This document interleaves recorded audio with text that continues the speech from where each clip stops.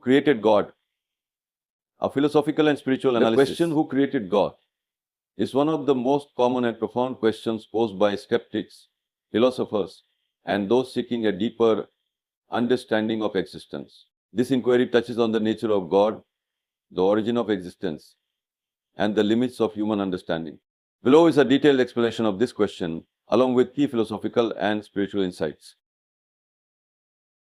1. The nature of God. To understand the answer, it is crucial to define who or what God is. God as the uncaused cause in classical philosophy and theology. God is described as a necessary being, one who exists by necessity and is not contingent upon anything else. God is eternal and uncreated.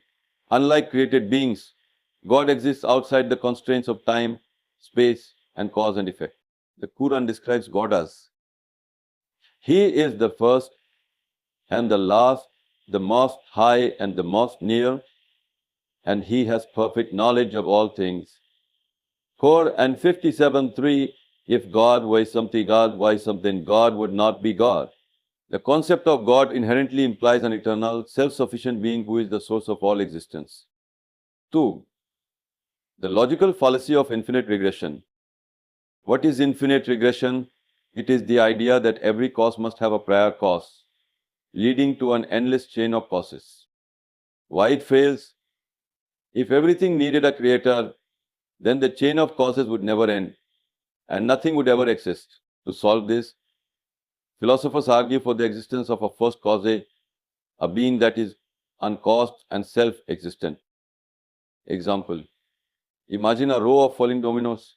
If every domino requires another to push it, then unless there is a first domino to initiate the movement, none of them would ever fall. Similarly, for the universe to exist, there must be a first cause that is itself uncaused. The question, who created God, assumes that everything requires a creator. But this assumption is flawed. Not everything requires a creator, only things that begin to exist need a cause. God, by definition, is an uncaused, eternal being. 3. Difference between created beings and the creator. Created beings, all material things, humans, animals, plants, planets, etc. have beginning and end. They are finite and contingent, dependent on other factors for their existence. The creator, God, unlike created beings, is not subject to the laws of nature, space and time. God is described as eternal, self-sufficient and independent.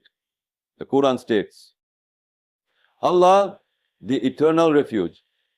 He neither begets nor is born, nor is there to him any equivalent. Quran 1:12-4. Key distinction, while all material things are created and require a cause, the creator is uncreated. Applying the rules of creation to God is a logical error because the creator exists outside of time, space and causality. 4. The argument from contingency. Contingency. Everything in the universe is contingent, meaning it depends on something else for its existence, like air, water, food, etc. The necessary being, since everything contingent needs a cause, there must be at least one necessary being that does not depend on anything. Without this necessary being, nothing else could exist. Imagine a chain of dependent objects hanging from a hook. Each link in the chain depends on the link above it. However, if there is no final hook holding the chain will collapse. The hook in this analogy represents the necessary being, the source of existence for all contingent things. God is that necessary being who exists by necessity and is the source of all existence. He is not contingent and does not require a cause or creator. 5. Misunderstanding the concept of time. Human perception of time. Humans think in terms of past, present, and future. Therefore, people assume that if something exists, it must have had a beginning. God is timeless. Time is a creation of God, not something that governs him. Since time itself is a created entity, God exists beyond time. Quranic insight. The Quran describes God as the first and the last, signifying that God is beyond temporal constraints. Quran 57:3. Example, imagine a painter painting a picture. The painter exists outside the canvas. Similarly, God exists outside the canvas of time. While the picture has a beginning and end, the painter does not. Since God is beyond time, it makes no sense to ask when did God begin or who created God, because these questions assume a temporal framework that does not apply to God. 6. The concept of self-sufficiency as samad. Self-sufficient as samad. The Quran describes God as samad, the self-sufficient, independent one. This means that God relies on no one and nothing. Quranic insight. He is Allah, the one Allah, the eternal refuge as samad. Quran 1:12-1:2. Implication: if God were dependent on something else, then God would not be truly self-sufficient.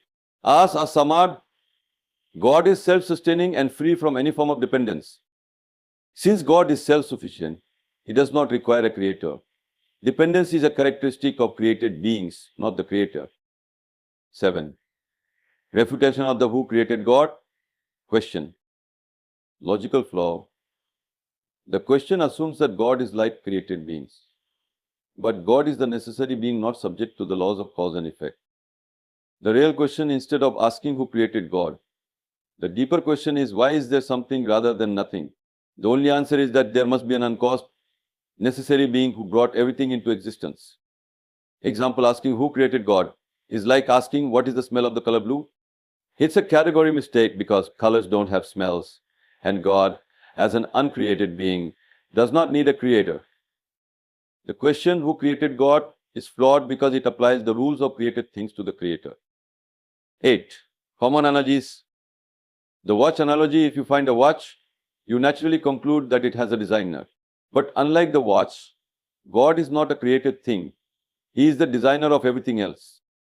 The light analogy: light exists and illuminates everything, but the source of light, like the sun, does not need light from elsewhere. Similarly, God illuminates existence but is not dependent on anything else. 9. The concept of worship. Why worship an uncreated God? Humans instinctively recognize that ultimate gratitude and worship should be directed to the uncreated source of life and existence. Natural disposition, fitra, humans have an innate recognition of God. The Quran mentions that every to recognize, recreator, Quran 72. Recognizing the uncreated, eternal nature of God leads to submission, gratitude, and worship. 10. The final answer. Who created God? No one. God is uncaused, uncreated, self-sufficient, and eternal. God is the first cause, the necessary being, and the source of existence. Quranic response. He neither begets nor is born, nor is there to him any equivalent. Quran 1:12-3-4. Conclusion. The question who created God is a logical fallacy because it treats God as if he were a created being. God, by definition, is uncaused, eternal, and self-sufficient. Everything that begins to exist needs a cause, but God is timeless and beyond the limitations of creation. Philosophical arguments like the argument from contingency and the rejection of infinite regression prove the necessity of an uncaused first cause, a being that explains the origin of the universe. This being is what people refer to as God. Understanding this concept leads to deeper spiritual awareness and recognition of the uniqueness and oneness of God.